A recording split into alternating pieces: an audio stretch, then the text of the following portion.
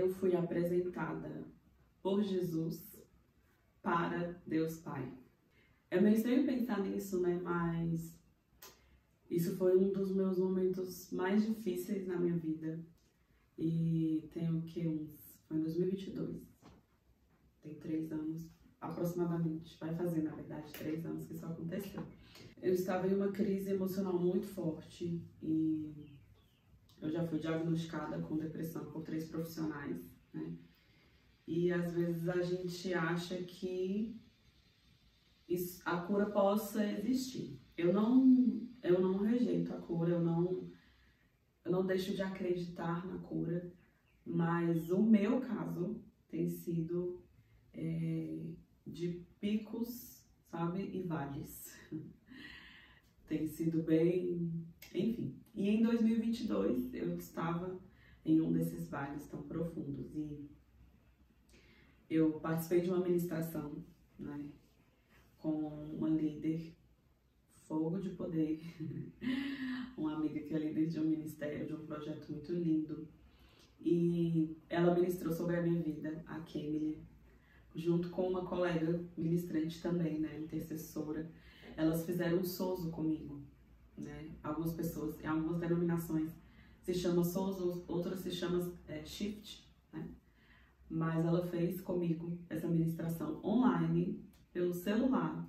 Eu estava com meu esposo em casa, mas eu fiquei sozinha no quarto. E durante a ministração, o Senhor vai mostrando muitas coisas, né? O Espírito Santo vai trazendo muitas coisas. Ele vai trazendo luz às nossas trevas, como diz o nosso salmista. No começo da ministração, ela pede para que, quando o Espírito Santo estiver presente, eu a avise, para que a gente comece, então, a ministração. E o Espírito Santo veio e a gente começou, o Espírito Santo foi conduzindo ali cada parte, cada etapa.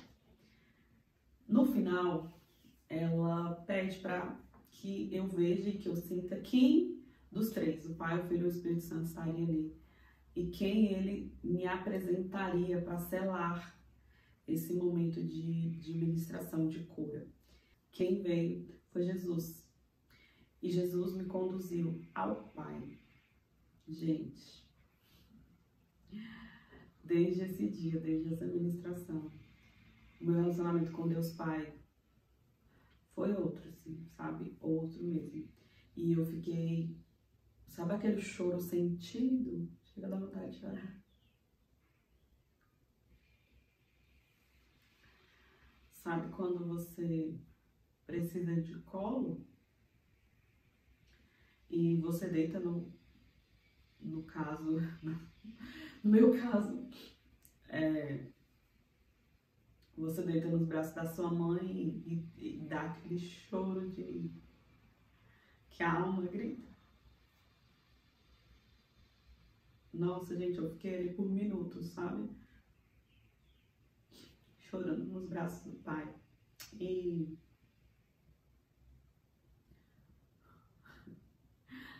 ai, Senhor, obrigada.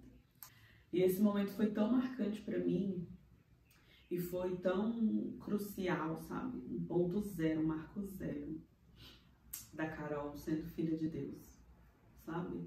Eu precisava desse encontro, eu precisava dessa apresentação, eu precisava de deitar nos braços do Pai e ter esse choro contido de uma ex-órfã. Por mais que eu seja, né, cristã desde os meus 5 anos de idade, a orfandade é algo que é um ministério a ser trilhado. Eu entendo que todas as coisas cooperam, e de fato elas cooperam, para o bem daqueles que amam a Deus e que andam segundo o seu propósito. Vamos lembrar de ler o versículo todo. Tem muita gente que lê só que todas as coisas cooperam para o bem, mas o versículo não acaba aí, né? Ele acaba no e que andam segundo o seu propósito. E aí, desde esse encontro, desde esse souzo, o Senhor tem se mostrado para mim como um pai. E estar aqui hoje faz parte desse processo. Gravando esse primeiro vídeo para o meu canal é sobre esse processo. De estar numa posição de filha. De não só me sentir, mas ser. E por conta da orfandade, eu descobri quem era o meu pai terreno, meu pai de sangue mesmo, com 12 anos de idade, quando eu fiz um teste de DNA. E mesmo após o teste, mesmo sabendo quem era, mesmo com a minha certidão de nascimento passando a ter o nome do meu pai, ele ainda não foi um pai presente. Então, eu estava naquela expectativa de, nossa, agora eu tenho um pai. Mas o meu pai ainda assim não se fez presente. E hoje, com 33 aninhos, nem parece, né, gente? Na flor da idade. Falei para as minhas amigas esses dias que eu super passo no meio dos adolescentes. O que vocês acham? Tava tendo programação do Teens aqui na igreja. Eu falei, gente, eu super passo, né, no meio desses adolescentes aqui, ó.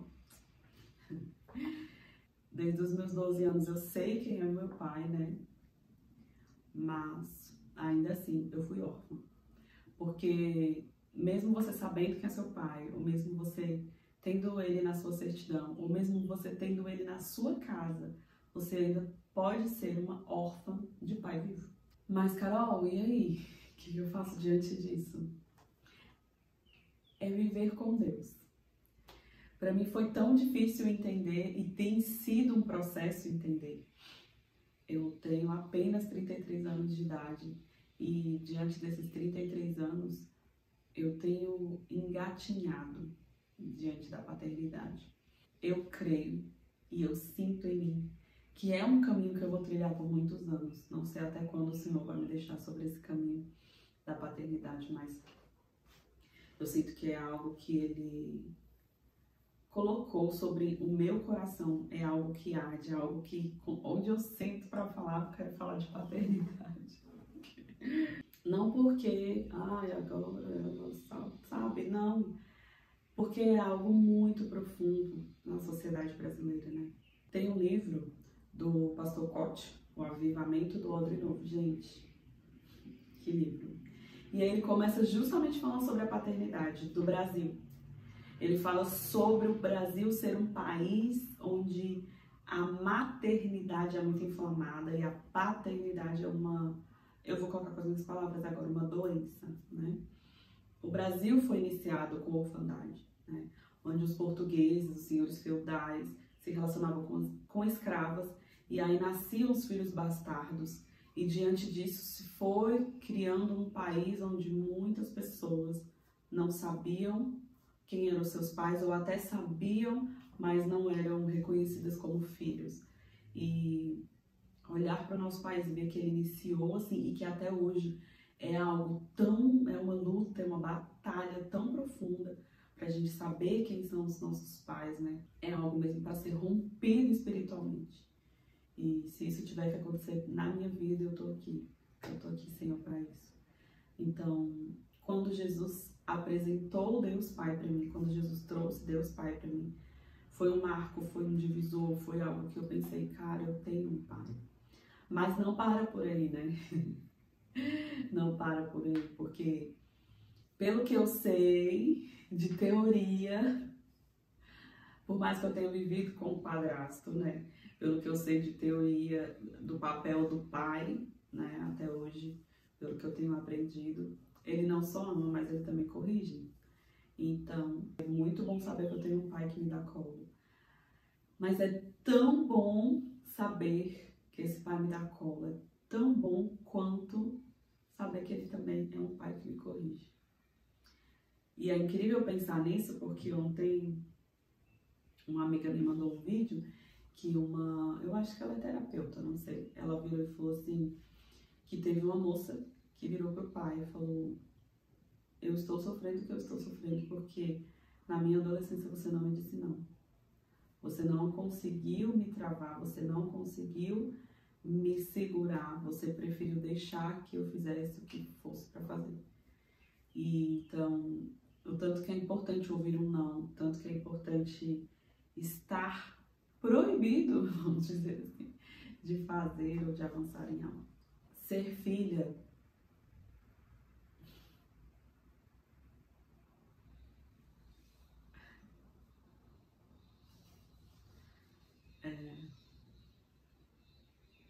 era um dos meus maiores sonhos. De virar e falar, oi pai. É engraçado isso, porque eu comecei a namorar com 17 anos. E hoje eu sou casada com o meu primeiro namorado. E quando eu ficava na casa dele, do meu esposo, na época eu sou namorado, né? E aí ele falava, pai. Aí eu ficava, ai meu Deus, como é isso? Como é ter um pai em casa? Como é ter alguém que eu vou falar, pai? Sabe? Tipo, oi pai, tô saindo, pai. Pai, o senhor viu, não sei o que, sabe? Tipo, gente, chega meu coração, aperta de pensar em falar, pai. E ter essa figura dentro de casa e saber que ele tá ali, sabe? Por mais que outras pessoas tentem fazer esse papel, por mais que as nossas mães, né? Quantas vezes eu desejei feliz dia da PAN pra minha mãe. É um lugar que cada um tem o seu, sabe? É um papel específico. E essa lacuna sempre vai existir na minha vida. São problemas que eu tenho que aprender a lidar. Tenho aprendido a lidar. Mas foram esses problemas que me trouxeram hoje para ser a Carol que eu sou. Então, hoje eu tenho raiva? Não, não tenho raiva. Hoje eu tenho, sei lá, remorso, angústia, talvez, por ter perdido a oportunidade de ter tido tantas coisas simples. Não era nem, sabe, conquistar o mundo para mim, mas é estar ali comigo, estar comigo. É ir num culto do Dia dos Pais comigo, olha, esse que é meu pai. Na apresentação de escola, Dia dos Pais. Sei lá, em um parque, comer uma maçã, sentado numa grama, num paninho no chão. Hoje eu tenho aprendido a ter esse tipo de relacionamento com Deus Pai. Com Deus Pai. Sentar à mesa com Deus Pai. Sentar na praia, que graças a Deus Pai, hoje eu moro na praia. Isso é um testemunho para um outro dia. Mas graças a Deus Pai, hoje eu moro na praia. E sentar lá na areia e conversar com Deus Pai. Cozinhar e conversar com Deus Pai. Tomar um banho, conversar com Deus Pai. Hoje eu sinto que Ele tá aqui, sabe? Todos os dias. De verdade, de verdade. Para esse sentimento ter sido genuíno, eu tive que me desprender de toda a dor. Eu tive que soltar o que eu queria segurar, sabe? Eu tive que me desarmar daquilo que para mim era como se eu tivesse que ter essa arma para que eu de fato fosse alguém. Por mais que essas armas, essas armaduras me trouxessem uma segurança de saber quem eu era, de me proteger, né? Porque a gente vai sendo ferida e vai criando uma casca, né? Ali dura, mas dentro ainda tem pus, sabe? E essa casca dura aparenta que tá tudo bem, que já tá cicatrizando e tudo mais, mas lá dentro não tá. E a gente vai criando essa casca dura e a gente vai, né, tendo alguns comportamentos, algumas coisas assim, achando que tá se protegendo e às vezes é até involuntário, né, isso. E quando eu soltei essas armas, como é bom, gente, como é bom. É difícil, mas é muito bom. Dói, mas é muito bom. Então, assim, eu precisei me desarmar para conhecer um Deus Pai. Eu precisei me desarmar para alcançar esses braços, sabe? Eu precisei me desarmar para alcançar um colo, para saber que tem um colo me esperando.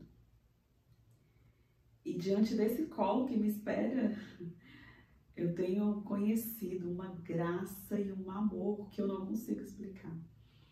Não consigo explicar.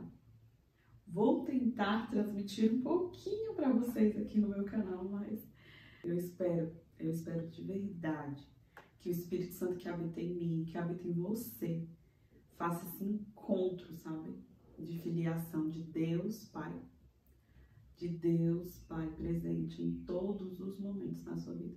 E que você consiga se desarmar do orgulho, se desarmar da prepotência, se desarmar da convicção de que você sabe o que é melhor para você, se desarmar de que tá tudo bem, se desarmar de que eu não preciso de ajuda. Ai, gente, desculpa essa risada, mas é porque quantas vezes eu neguei ajuda achando que eu não precisava, que eu era autossuficiente. E tem sido um aprendizado para mim diário estar no lugar de filha. Eu não sei ser filha. Uma coisa até que eu descobri esses dias, tipo, tava aqui arrumando a casa e aí... Espírito Santo, né, gente? Tudo de bom que há em nós é o Espírito Santo, não vem de nós, é Deus. O próprio Jesus disse isso, né? Que bom, ele não é bom, né? Bom é Deus. Deus é bom.